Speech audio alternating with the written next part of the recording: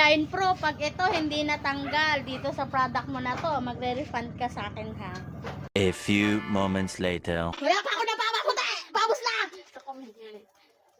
Grabe, sobrang nadismaya talaga ako sa product na to ng Shine Pro. Sobrang excited ko pa naman na dumating tong parcel na to kahit sobrang tagal dumating kasi walang biyahe yung Roro dito sa amin. Hinantay ko talaga siya kasi excited nga talaga akong gamitin to dito sa mga kawali namin. Kaso mga mare, halos 30 minutes na talaga ako nagkukuskus, wala talagang nangyayari. Hindi ko alam kung fake ba tong pinadala nila sa akin pero sa mismong Shine Pro kasi talaga ako nag-order nito. Kasi yung napapansin ko dun sa mga creator na nagpo-post nito, kapag ina-spray nila is bumubula kaagad siya and natatanggal agad yung uling pagka-spray pa lang nila natutunaw na kaagad yung uling. Ito kasing nabili ko from Shine Pro din to.